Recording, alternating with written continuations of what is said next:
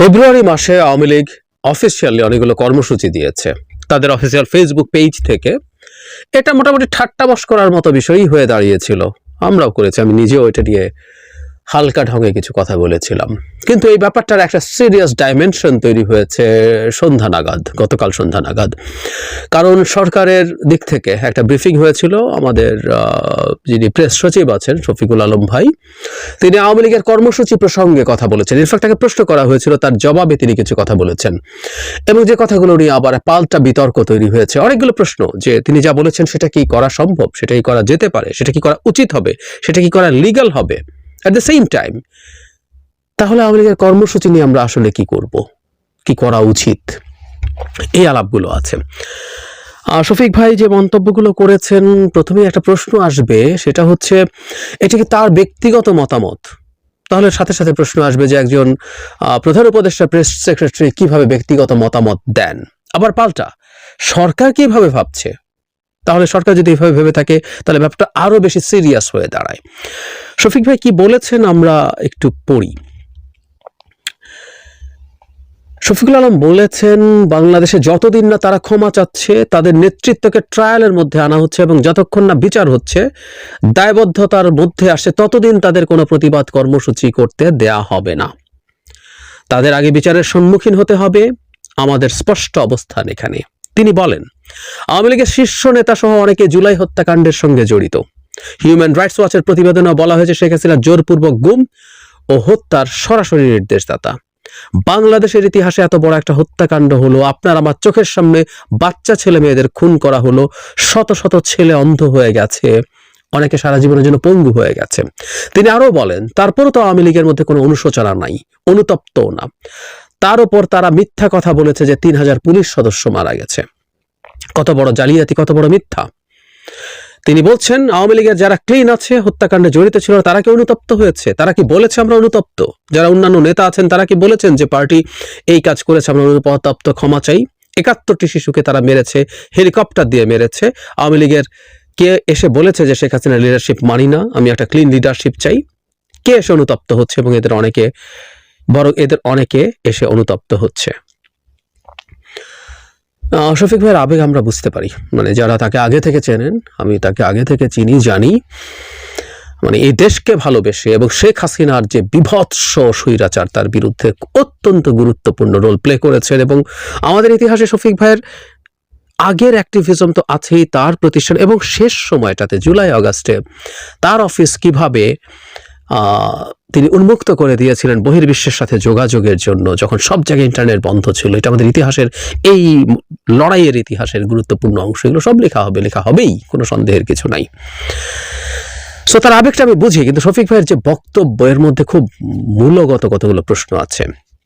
সেটা হচ্ছে, যেটা অনেকেই প্রশ্ন করছেন, যে আওয়ামী লীগ কি নিষিদ্ধ রাজনৈতিক দল? নয় তো। ইনফ্যাক্ট এই আলাপটা আগেও আমি নিজেই আর একটা ভিডিও করেছিলাম এক্স্যাক্টলি এই ধরনের একটা সিচুয়েশনে, বেশ কয়েক মাস আগে হবে, তখন একই রকম আলাপ উঠেছিল। তো আওয়ামী লীগ তো নিষিদ্ধ রাজনৈতিক দল যদি না হয়, তারা তাদের ফেব্রুয়ারিতে বিক্ষোভ কর্মসূচি দিয়েছে, মিছিল দিয়েছে এবং তাদের বেশ কিছু দাবি দেওয়া আছে, আমি গতকাল একটা ভিডিওতে পড়ে শুনিয়েছি। এবং অ্যাবভ অল তারা অবৈধ ডক্টর ইউনূস সরকারের পতন চায়, তার জন্য হরতাল দিয়েছে 18 ফেব্রুয়ারি। একটা ভ্যালিড বৈধ রাজনৈতিক দল হিসেবে তারা এই কাজগুলো করতে পারে। এখন আওয়ামী লীগ কি অবৈধ রাজনৈতিক দল? উত্তর হচ্ছে না, তাদেরকে এখনো নিষিদ্ধ করা হয়নি, তাদের কোনো কর্মকাণ্ডের ওপরে কোনো রকম কোনো ব্যারিয়ারও দেয়া হয়নি। তাহলে সরকারের প্রধান উপদেষ্টার প্রেস সচিব এভাবে কি বলতে পারেন? উনি পারেন না। আবার সরকারের অবস্থান যদি এটা হয়ে থাকে, সেটাও ইনফ্যাক্ট খুবই বড় প্রশ্নবিদ্ধ বিষয় হয়ে দাঁড়াবে। কারণ সরকার কোন অধিকার বলে এটা করছে? আমরা এই গণ অভ্যুত্থানের পর অনেকে আমাদের মতো করে সবকিছু করে ফেলবো, এটা করে ফেলবো, সেটা করে ফেলবো বলছি, এবং আমরা মনে করছি আমাদের অনেক কিছু করা জায়েজ হয়ে যাবে। এটা ভুল পারসেপশন। শেখ হাসিনাকে আমরা যদি হাতের কাছে পেয়ে যাই, বহুজন তাকে জাস্ট পিটিয়ে হত্যা করে ফেলতে চাইবে। উনি তো পালিয়েছিলেন, এরকম একটা ঝুঁকি মাথায় রেখে মবের সামনে পড়তে চাননি। বহু আওয়ামী লীগের নেতাকে যখন আদালতে নিয়ে যাওয়া হচ্ছে, তাদের উপর চড়াও হওয়ার চেষ্টা করেছিলেন এবং বাগে পেলে এদের অনেকেই বেঁচে থাকতেন না। এখন তারা বিভৎস সব অপরাধ করেছেন, সেই অপরাধের প্রেক্ষাপটে আমরা কি বলতে পারি এটা করা জায়েজ হবে? আমি কোনোভাবেই অ্যাটলিস্ট মনে করি না, এবং আমি তাদের উপর সামান্য আঘাতেরও প্রতিবাদ করেছি, এবং প্রচুর মানুষ সেটার জন্য আমাকে বকাঝকা করেছেন, গালিগালাজ করেছেন। এটা খুব অল্প সময়ের মধ্যে এই কাজগুলো করেছি, বাট আই ডিড। খুবই ঘৃণিত মানুষজনের অধিকারের পক্ষে দাঁড়িয়েছে। তার মানে ব্যাপারটা এই দাঁড়ালো, আওয়ামী লীগ আমাদের উপরে কি করেছে তার চাইতে জরুরি কথাটা হচ্ছে আওয়ামী লীগের সাথে আমরা ন্যায়ের সাথে ডিল করছি কিনা। আমি জানি এর মধ্যে কেউ কেউ লিখবেন, আমি দেখি এই ধরনের মন্তব্যের পরে কেউ লিখে যে অতি সুশীলগিরি দেখানো হচ্ছে, এবং এই সুশীলগিরি দেখিয়েই আমরা আওয়ামী লীগকে পুনরুজ্জীবিত করে দেব। অফ টপিক, তারপরে বলে আওয়ামী লীগকে পুনরুজ্জীবিত করা যাবে না। আমরা যদি একেবারে আপাদমস্তক আহাম্মক না হই, আমরা যদি ন্যারেটিভ তৈরি করতে ব্যর্থ হই তাহলে পারবে, কিন্তু যদি অতটা আহাম্মক আমরা না হই আওয়ামী লীগ পারবে না। যে সে আলোচনা পরে। আওয়ামী লীগকে যদি আমরা তার কর্মসূচি পালন করতে না দেই, সেটাও একটা মানে আইনি পথে হতে হবে। একটা রাষ্ট্র কিন্তু আইন দিয়ে চলে, একটা রাষ্ট্র কখনো কারো পারসেপশন দিয়ে চলে না। এটা অনৈতিক, এটা অন্যায়, এটা তো আমি বলছি। সো ওখানে একটা নিউট্রাল জায়গা থাকবে যেখানে যিনি অভিযুক্ত তারও বিচার পাওয়ার স্কোপ থাকবে। এখন ঝুঁকিটা, প্রবলেমটা কোন জায়গায় দাঁড়ালো? এটাও সত্য, এই 6 মাস গেল মাত্র, এই সময়ের মধ্যেই এরকম কর্মসূচি আওয়ামী লীগ দিচ্ছে, তাদের স্পর্ধা আসলেই অনেক। এটা নিজের কাছেও ভালো লাগে না, কিন্তু আমি যখন একজন রাষ্ট্রের নাগরিক হিসেবে নিজকে চিন্তা করি, তখন আমি নিজের ওই অনুভূতিটা থেকে কাটিয়ে ওঠে আমি চাই যে আসলে তার অধিকার রক্ষিত হোক। ফলে আওয়ামী লীগের কর্মসূচি পালন করাতে এই মুহূর্তে অন্তত কোনো রকম কোনো সমস্যা নেই। তার নিষিদ্ধ হওয়া দূরেই থাকুক, তার নির্বাচন কমিশনের নিবন্ধনও বাতিল হয়নি। টেকনিক্যালি এখনো আওয়ামী লীগ নির্বাচনে অংশগ্রহণ করার জন্য যোগ্য। এখন একটু এই জায়গায় আসি যে আসলে আমরা কি করতে পারতাম। তারও আগে প্রশ্ন হচ্ছে আওয়ামী লীগকে কি নিষিদ্ধ করার কথা। আমরা কিছুদিন আগে জনাব মাহফুজ আলম উপদেষ্টাকে দেখেছি, তিনি সম্ভবত চাঁদপুরে গিয়ে বলেছেন যে আওয়ামী লীগকে নিষিদ্ধ করে আমি ফ্যাসিস্টদেরকে নির্বাচনে পার্টিসিপেট করতে দেওয়া হবে না, এটা বা কেউ নিষিদ্ধতার কথা বলছেন। এখন নিষিদ্ধের আলাপ আমরা যদি করি, দুভাবে হতে পারতো। একটা হচ্ছে এক্সিকিউটিভ অর্ডার দিয়ে, যেখানে সন্ত্রাসের সাথে জড়িত সন্ত্রাস দমন আইনের 2009 সালের সংগঠনকে নিষিদ্ধ করে দেওয়া যায়। শেখ হাসিনা তার পতনের কয়েকদিন আগেই জামায়াত এবং শিবিরকে এভাবে নিষিদ্ধ করেছিলেন। এতে কোনো রকম কিছু না, জাস্ট এক্সিকিউটিভ অর্ডার, এর মধ্যে কোনো বিচারিক ব্যাপার নেই। কিন্তু এটা একটা প্রশ্ন থাকে সবসময়, একটা সংগঠনকে যখন নিষিদ্ধ করা হয় এক্সিকিউটিভ অর্ডারে, তার আত্মপক্ষ সমর্থনের কোনো সুযোগ থাকে না। ফলে একটা তুলনামূলকভাবে বেটার অপশন ছিল বিচার করার মাধ্যমে তাকে নিষিদ্ধ করা, এবং এটার খুব ভালো একটা সুযোগ ছিল। আন্তর্জাতিক অপরাধ যে আইন, আইসিটি যে আদালত হয়েছে, সে ট্রাইব্যুনালের যে আইন, সে আইনে সংগঠনকে অভিযুক্ত করে বিচার করা যাবে, এই ধারাটা আওয়ামী লীগই তার এই গত সরকারের সময় ঢুকিয়েছিল। তাদের উদ্দেশ্য ছিল এটার মাধ্যমে তারা জামায়াতে ইসলামীকে বিচার করবে। মানে ব্যাপারটা এইরকম, ব্যক্তি শুধু না, কোনো সংগঠন যদি সাংগঠনিকভাবে কোনো মানবতা বিরোধী অপরাধে অভিযুক্ত হয়ে থাকে তাহলে তার বিচার করা যাবে। আওয়ামী লীগের কিন্তু সেটা হয়েছে।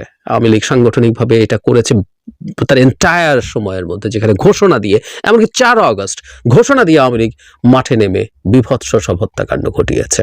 সো সংগঠনকে বিচার করা যেত। কিন্তু আমরা খেয়াল করলাম সারপ্রাইজিংলি সরকারের দিক থেকে একটা স্ট্যান্স আমরা বুঝতে পারলাম। সরকার কিন্তু এই আইনটা পরবর্তীতে ক্যাবিনেটে পাশ করেছে, সেখানে এই সংগঠন বা দল নিষিদ্ধ করার ধারাটাকে বাতিল করে দিয়ে, যদিও ওই ট্রাইব্যুনালে যে সংগঠনের একদম বিচার করা যাবে না তা না, সেটা এখন বিচারকদের জুরিসডিকশনের মধ্যে রাখা হয়েছে। তারা যদি মনে করেন যে এই সংগঠনটাকে অপরাধী করা যায়, তখন তারা ডিফারেন্ট কোনো আদালতে এটা পাঠাবেন। কিন্তু ওই যে বললাম যে শুরুতেই এটাকে অ্যাকিউজ করার জন্য যে ট্রায়াল করার চেষ্টা, সেটা বাতিল হয়েছে। তার মানে সরকারের অবস্থান আছে সোফার আওয়ামী লীগকে নিষিদ্ধ না করা, আমি তাই অন্তত বুঝি। যদিও বলছি এইটা যে পাল্টানো যাবে না তা না, কিন্তু সরকার এই ধরনের সিদ্ধান্ত নিয়েছে। তাহলে আমরা প্রশ্ন করতে পারি, জনাব মাহফুজ আলম যে বললেন তাদেরকে নির্বাচনে পার্টিসিপেট করতে দেয়া হবে না, কিভাবে বললেন? অবশ্য হ্যাঁ, আমরা যদি ব্যক্তিগতভাবে আমাদের এক্সিস্টিং সংবিধান অনুযায়ী নৈতিক স্খলনজনিত কারণে 2 বছর বা তার বেশি শাস্তি নিশ্চিত করা যায়, তাহলে ব্যক্তি হিসাবে তারা পার্টিসিপেট করতে পারবেন না। আর নির্বাচন ব্যবস্থা সংস্কার কমিশনের পক্ষ থেকেও আমরা কিছু সুপারিশ দিয়েছি, সেগুলো যদি হয় তাহলে জিনিসটা আরো স্ট্রং হবে। কিন্তু দল তো থেকে গেল। তাহলে দল যদি থেকে যায়, দল তো কর্মসূচি পালন করতে পারে, তাহলে সরকার কিভাবে বলে সে কর্মসূচি পালন করতে পারবে না? আমার মনে হয় এই ব্যাপারে খুব দ্রুত, শুধু সেটা না, আমার মনে হয় সরকার আওয়ামী লীগ নিষিদ্ধ করব কি করব না এই ব্যাপারেও একটা আলোচনা করা দরকার। এই যে সংস্কার নিয়ে যে আলোচনা হবে রাজনৈতিক দলগুলোর সাথে, সেখানেই আমার মনে হয় এই আলাপটা করা দরকার, কারণ এটা নিয়ে রাজনীতি হচ্ছে। নিষিদ্ধ হচ্ছে কি হচ্ছে না, ও চাইছে না কেন, সে চাইছে না কেন, ওটা চাও মানে কি, এটা এক একজন এক এক কথা বলছে। সো এটা মনে হয় একটা কনসেনসাসে পৌঁছার চেষ্টা করা দরকার। কয়েক মাস আগে আমি যে সাজেশনটা দিয়েছিলাম, আমার কাছে এটা একটা সাজেশন, আমার কাছে মনে হয়েছিল এটা হতে পারতো যদি আইসি তখন মানে কন্ডিশন ছিল আইসিটিতে যদি ইয়েটা থাকতো, ওই ধারাটা সংগঠনকে নিষিদ্ধ করার, মানে সরকার যদি একটা অ্যাপিল করতো, অ্যাপিল মানে ওখানে ফাইল করতো যে আওয়ামী লীগ সংগঠন হিসাবেও এই কাজগুলো করেছে, সেটার জন্য বিচার চাওয়া হলো, এবং তার সিদ্ধান্ত আসার আগ পর্যন্ত তার রাজনৈতিক কর্মকাণ্ডে একটা স্থগিতাদেশ যদি তারা চাইতেন। এটা অবশ্য নিশ্চিতভাবে আদালতের ব্যাপার, এবং আমরা বিশ্বাস করি এটা হাসিনার আদালত না যে সরকার যা বলবে তাই হবে। আদালত সেটা মঞ্জুর নাও করতে পারতেন, কিন্তু মঞ্জুর করতেও পারতেন। সেই ক্ষেত্রে সম্ভবত লিগ্যালি তাদের এই কর্মসূচির উপর এক ধরনের নিষেধাজ্ঞা দেয়া যেত। এখনো আমি মনে করি সরকার যদি মনে করে, এবং এটা সত্য, তাদের এই মাঠে নামার চেষ্টা, অবশ্য আমি বিশ্বাস করি না যে তারা মাঠে খুব বেশি নামবেন, এই লিস্ট সাহস তাদের আছে। মানে আমি কোনো পলিটিক্যাল পার্টি সরকার টরকার দরকার নেই, সাধারণ মানুষকে ফেস করার মতো কোনো নৈতিক এবং মানসিক শক্তি তাদের আছে বলে আমার মনে হয় না। তারা রাস্তায় আসলে নামার কথা না। তারপরও যদি সরকার মনে করে যেটাকে বন্ধ করতে, এটা কোনো একটা লিগ্যাল ফ্রেমওয়ার্কে আনতে হবে, কোনো না কোনো ভাবে, কোন আইন দ্বারা সম্ভব, কিভাবে সম্ভব, সেটা করে তার কর্মসূচির উপরে স্থগিতাদেশ দিতে হবে। এইভাবে কথা বলাটা ভুল হবে, এবং এই আলাপগুলো বরং আমরা প্রায় বলছি যে আওয়ামী লীগের মধ্যে এক ধরনের ভিকটিমহুড বেচার ক্ষেত্রে সাহায্য করবে। তারা নিজেরা তো বটেই, ভারত বসে আছে দেখাবে এই যে দেখো আওয়ামী লীগের পলিটিক্যাল রাইট নেই, একটা দল ঠিক আছে তার বিচার করো, সবাই বলবে লোকজনের বিচার করো, বিচার হোক, কিন্তু তার পলিটিক্যাল অ্যাক্টিভিটি কেন করতে দেবেন? এইসব আলাপ করা হবে এবং ছড়িয়ে দেওয়া হবে। প্রচুর মানবাধিকার সংস্থা আছে, তারা কিন্তু তাদের কাজে অলমোস্ট নিউট্রাল। আমরা হিউম্যান রাইটস ওয়াচের রিপোর্ট দেখেছি, শেখ হাসিনাকে ধ্বংস করেছে কিভাবে এই দেশের গুম এবং বিচার বহির্ভূত হত্যাকাণ্ডের মতো বিষয়গুলোকে তারা, শেখ হাসিনা সরাসরি নির্দেশে এগুলো হয়েছে, এবং আরো অনেক অপরাধের ডিটেইল ফিরিস্তি আছে। অ্যাট দ্য সেম টাইম তারা সরকারের চ্যালেঞ্জের কথা বলছেন। বাংলাদেশে যেহেতু একটা ডেমোক্রেটিক ট্রান্সফরমেশন হচ্ছে, এই সরকার যেন মানবাধিকার সমুন্নত রাখতে পারে সেই আলাপ আছে। সুতরাং আমরা যখনই এই ধরনের কোনো কাজ করব, এমনকি বলবো, সেটাও তারা রেজিস্টার করবে এবং এগুলো স্প্রেড করবে গ্লোবালি। সুতরাং আমাদের সতর্ক থাকা দরকার, এবং কোনো একটা লিগ্যাল ফ্রেমওয়ার্ক, সেটা আইন মন্ত্রণালয় আছেন বা বড় অন্যান্য ক্ষেত্রে লয়াররা আছেন, তারা সেটার কোনো না কোনো একটা পন্থা বের করা চেষ্টা করতে হবে যদি নিষিদ্ধ করতে চান। আর আমি ব্যক্তিগতভাবে মনে করি তাদের এই নামার আওয়াজ টাওয়াজ এগুলো ফাঁকা বলির বেশি কিছু না, আমি সত্যিই তাই বিশ্বাস করি।